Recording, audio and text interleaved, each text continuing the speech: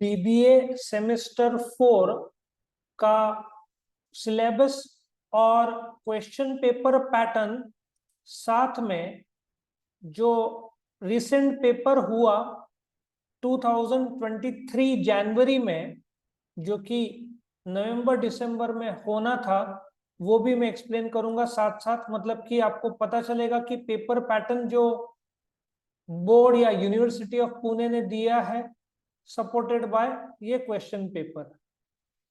अभी ट्रेडिशनली आप बीबीए ले लो, बीबीए आईबी ले लो, फोर्थ सेम हमेशा से थोड़ा सा डीप और कठिन रहा है, ठीक है ना। पूरे के पूरे 6 सेम में फोर्थ सेम में खास ध्यान देना जरूरी है। तो 401 जो सब्जेक्ट है, इसको entrepreneurship and small business management का नाम दिया है।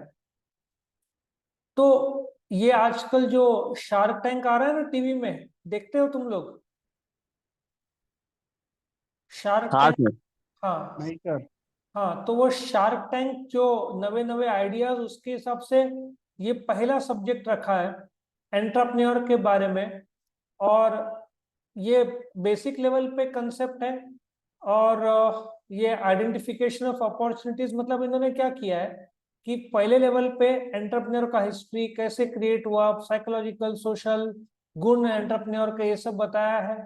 फिर बिजनेस अपॉर्चुनिटी कैसे आइडेंटिफाई करना है, और ये तुमको एंटरप्राइज शुरू करना है तो लोन कहाँ से मिलेगा, और वीमेन के लिए बताया है।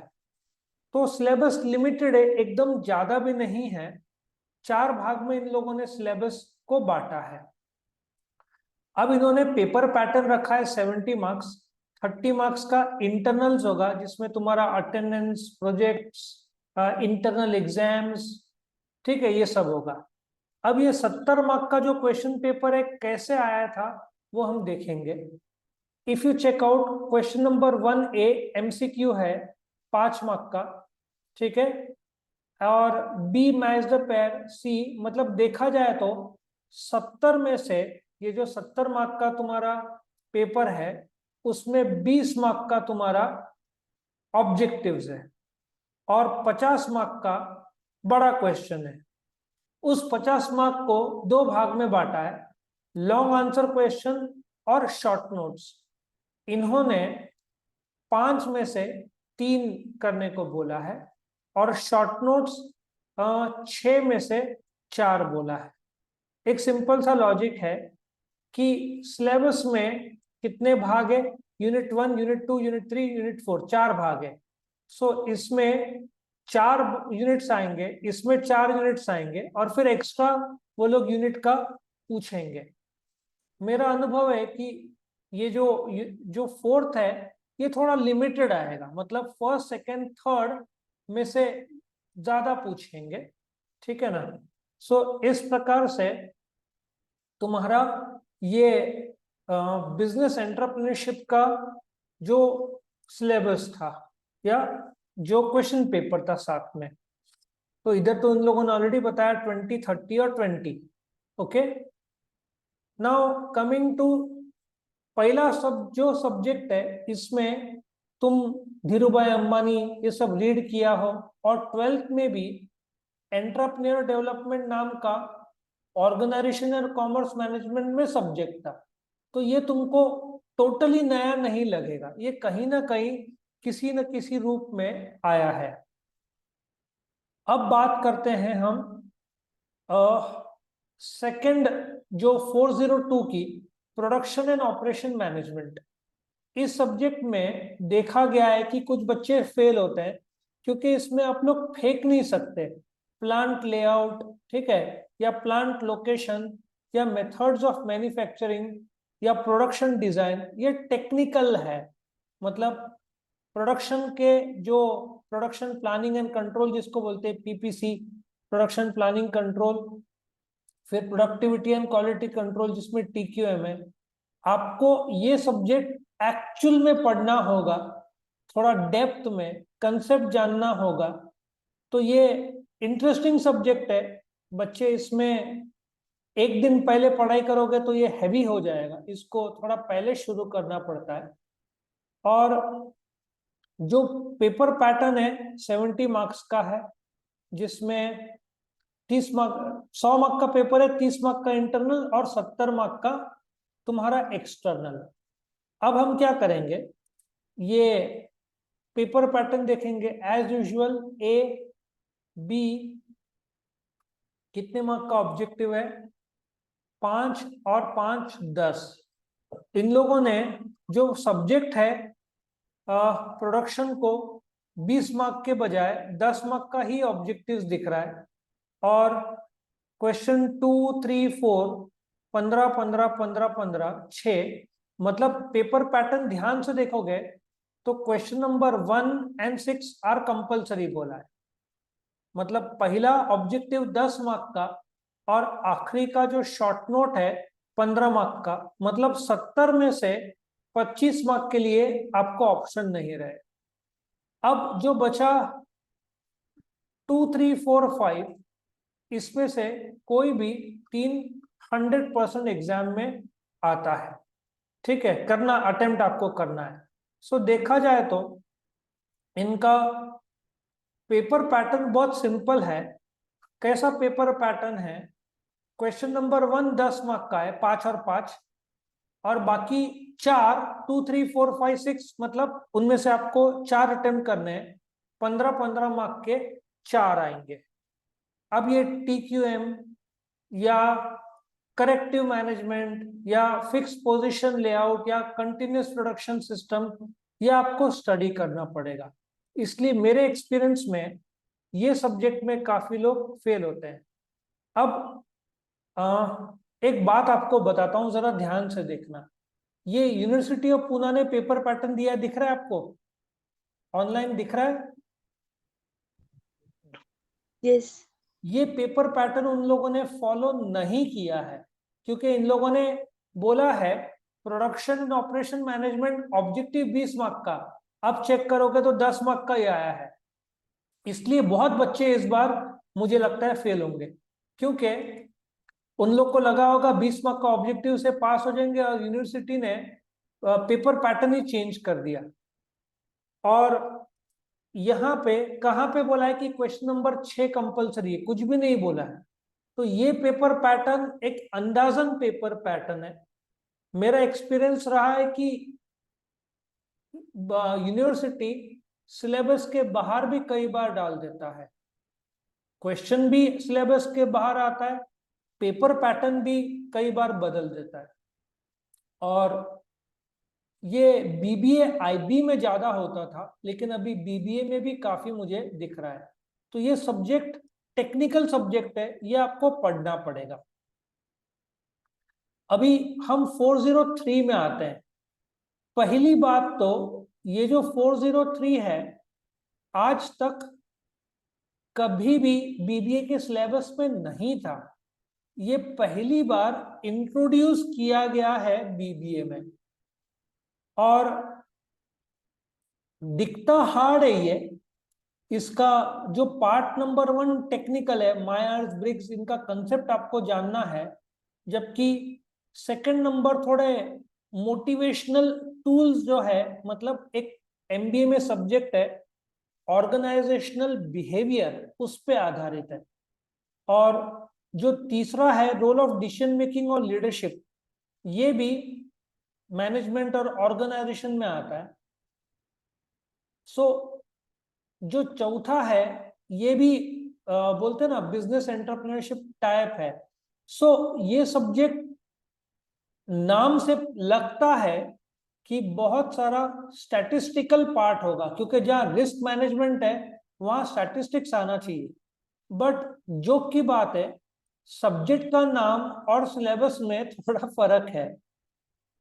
लेकिन ये आपको बता दूं, ये नाम से डर लगता है, क्योंकि इसमें ऐसा लगता है बहुत सारा प्रोबेबिलिटी, क्योंकि रिस्क मैनेजमेंट में तुम्हारा स्टैटिस्टिक्स में आता है ना प्रोबेबिलिटी, डिविएशन, रिग्रेशन, तो ये है ही नहीं। सो थोड़ा सा ये प्रोडक्शन से इजी हो जाता है। और जब आप सेकंड में आओगे, emotional intelligence, intuition, decision making, ये कंपैरेटिवली थोड़ा सा इजी लगेगा आपको। अभी हम इसका जो पेपर पैटर्न इन्होंने दिया है वो देखते हैं क्या है। इन्होंने कैसे बोला है, ये 20 और सॉल्व एनी 3 आउट ऑफ 5 और 70 दिया। अब हम पेपर पैटर्न देखते हैं, क्योंकि हमने देखा है कि आउट ऑफ सिलेबस तो डाल ही रहे हैं। ये आपका डिसीजन मेकिंग 70 मार्क्स का पेपर है, 5 मार्क का। यहाँ पे बच्चे पूरे गिर गए इस बार। जो फोर्थ सेम में थे, तो बोर्ड ने एक सरप्राइज मारा। कैसे? इसमें भी सरप्राइज डाला। Question 1A5 1B5। अभी इन लोगों ने इधर बोला था कि ऑब्जेक्टिव 20 मार्क का आएगा, जबकि ऑब्जेक्टिव 10 मार्क का आया है। और 1 कंपल्सरी है। 2 3 4 5 6 15 4 या ऐसा किया है इन लोगों ने। 2 3 4 5 6 5 दिए हैं, आपको 4 अटेम्प्ट करने हैं। 15 इंटू 4 60 प्लस 5 5 10 मार्क्स। और इसमें भी आपका छठवा कंपल्सरी है। बट इसमें इन्होंने क्या किया है, ऊडा लूप मॉडल, व्रूम्स एक्सपेक्टेंसी थ्योरी। मैंने आपको बोला था फोर्थ सेम ट्रेडिशनली 6 सेम में सबसे डिफिकल्ट माना जाता है। तो इन लोगों ने ये थोड़ा सा टेक्निकल कर दिया, मतलब पेपर सेटिंग थोड़ा सा हार्ड कर दिया है। लेकिन different types of leadership fourth में थोड़ा इजी है। मतलब आपको ये सब्जेक्ट एक्सट्रीमली हार्ड नहीं लगेगा। रीडिंग से, प्रॉपर प्लानिंग से ये सब्जेक्ट हो सकता है। ठीक है। सो जैसे मैंने बताया, नाम के हिसाब से सब्जेक्ट टफ होना चाहिए था, बट ये सब्जेक्ट टफ नहीं है।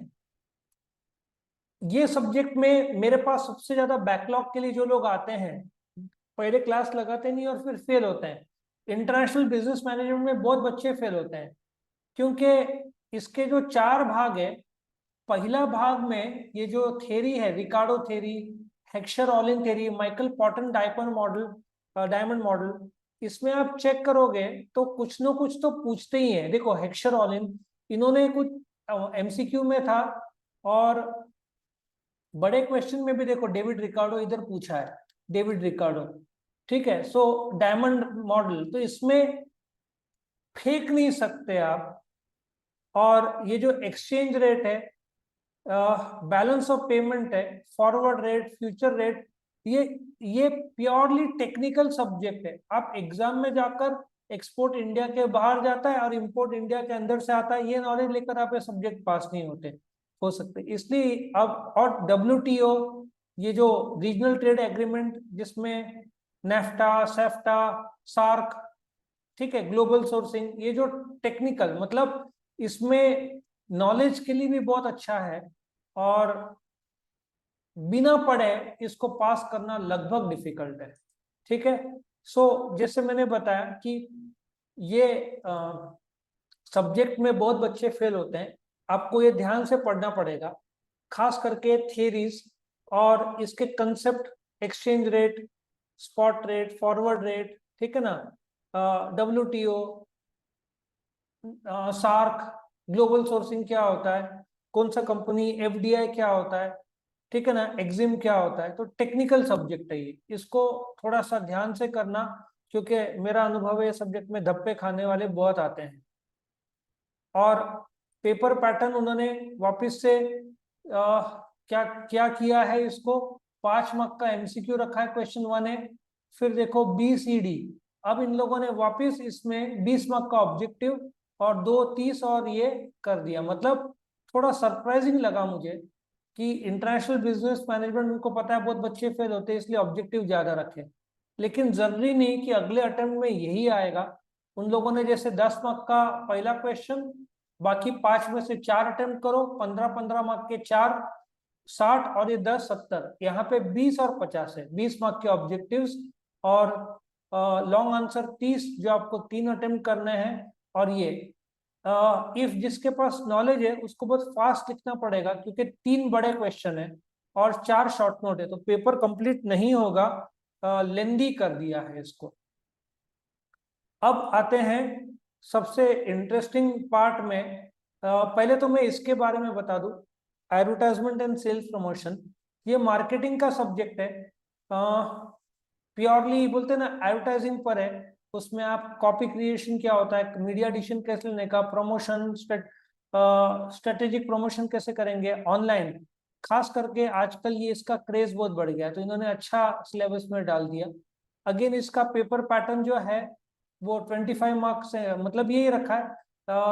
ऑब्जेक्टिव्स यहाँ पे 10 10 10 20 और 50।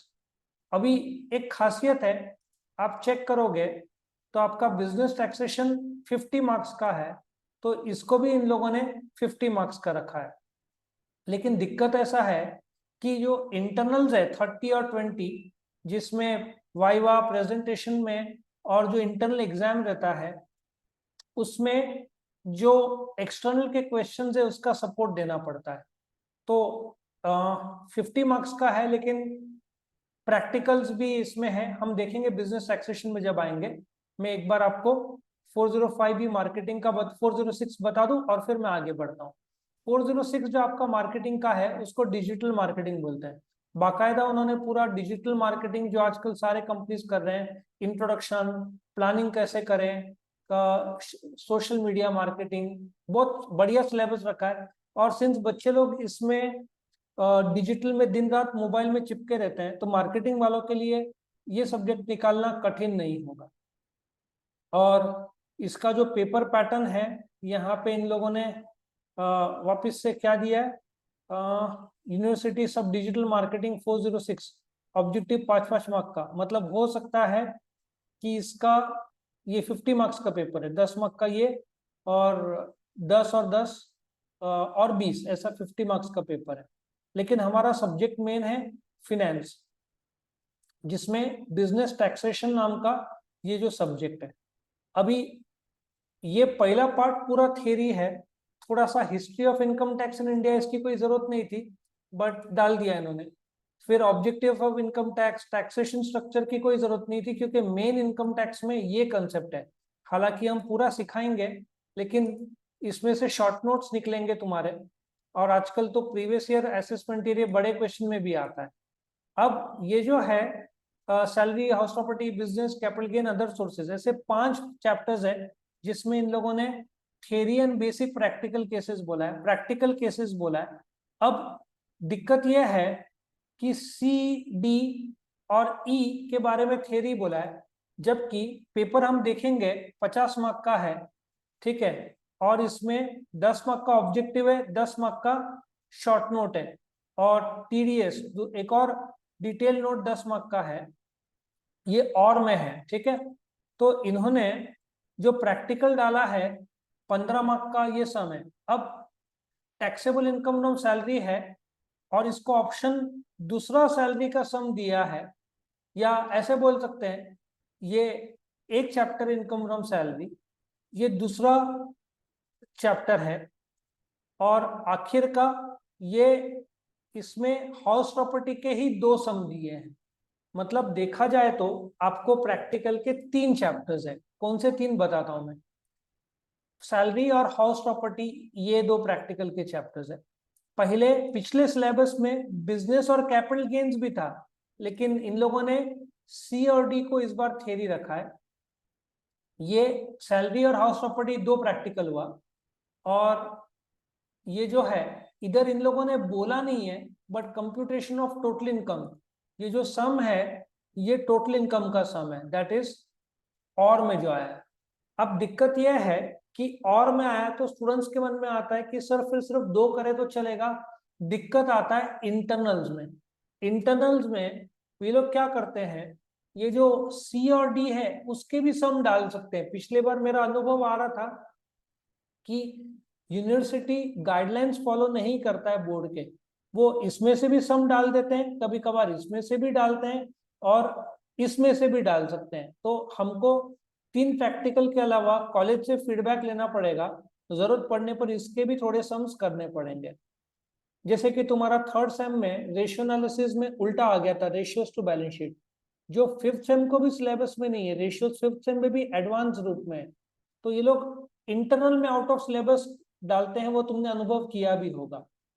ये प्योरली थियरी है, और थर्ड भी थियरी है, लेकिन इन्होंने बोला नहीं है कि इधर प्रैक्टिकल है, क्योंकि टोटल टैक्सेबल इनकम का प्रैक्टिकल ये जो सम है, ये वाला कौन सा वाला, ये प्रज्योत, ये वाला, ये टोटल इनकम का सम है।